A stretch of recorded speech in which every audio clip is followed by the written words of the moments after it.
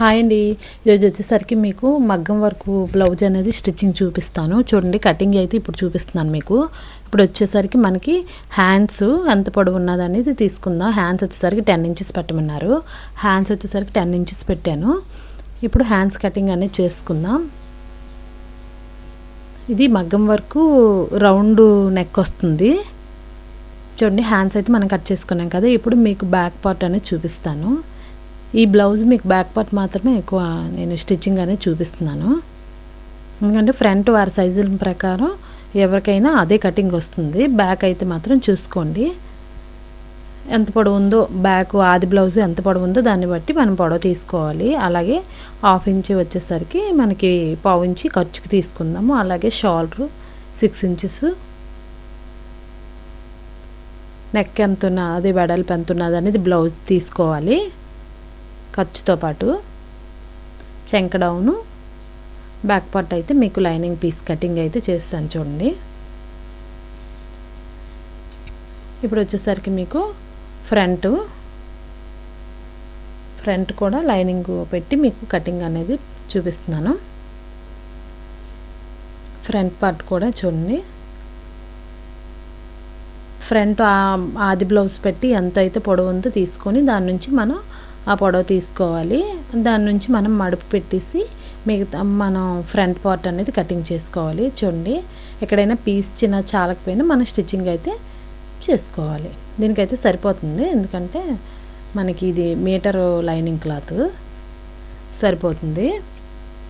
ఇప్పుడు వచ్చేసరికి చూడండి, మీకు hands, back part, front part చూపించాను కదా.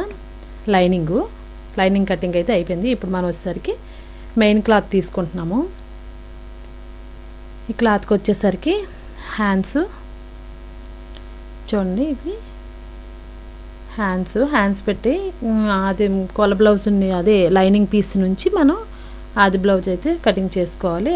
ఎక్స్ట్రా క్లాత్ ఉన్నది కట్ చేసేయండి. ఇప్పుడు వచ్చేసరికి బ్యాక్ పార్టు చూడండి. బ్యాక్ పార్ట్ వచ్చేసరికి మీకు రౌండ్ నెక్ వచ్చింది. క్రీమ్ కలరు ఎంబ్రాయిడింగ్ వస్తుంది. ఎంబ్రాయిడింగ్ బ్లౌజ్ ఇది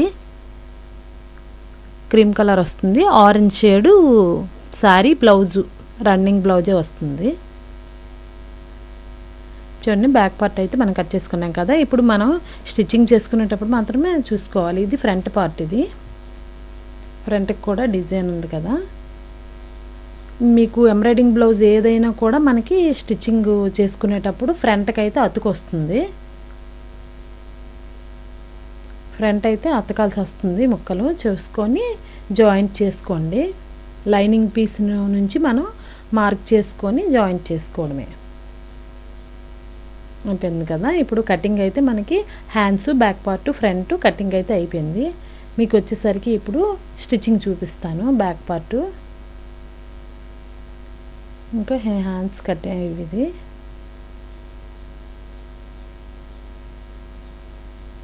బ్యాక్ పార్ట్ చూపిస్తాను చూడండి. ఇప్పుడు ఈ బ్యాక్ పార్ట్కి వచ్చేసరికి చూడండి, లైనింగ్ నుంచి మనం బ్యాక్ పార్ట్ అనేది స్టిచ్చింగ్ చేసుకోవాలి. మనకి నెక్ డీప్గా ఉందనుకోండి, కొన్ని బ్లౌజులకి మగ్గం వర్క్ బ్లౌజులకి ఏంటంటే కొంచెం డీప్గా వస్తుంది. కస్టమర్స్ మనకి అంత డీప్ వద్దు అనుకునేలాగైతే మనం మధ్యలో ఒక 1/2 ఇంచి నెక్ అయితే అడ్జస్ట్మెంట్ చేసుకోవచ్చు.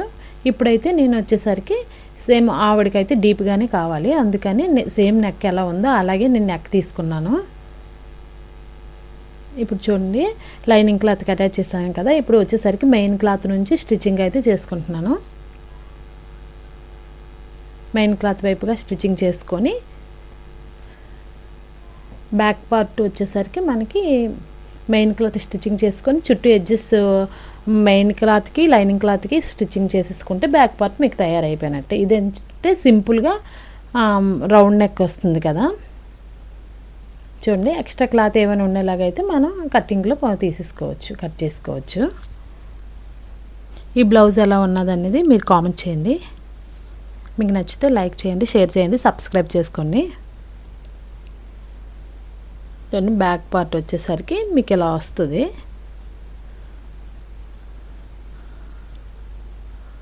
ఓకే, ఈ బ్లౌజ్ మీకు ఓన్లీ బ్యాక్ పార్ట్ అది చూపిస్తున్నాను. ఫ్రంట్ నెక్ హ్యాండ్స్ అవి అయితే స్టిచ్చింగ్ అయితే చేస్తాను. ఇది బ్యాక్ పార్ట్ వరకు మాత్రమే మీకు అలా స్టిచ్చింగ్ చేయాలన్నది చూపించాను.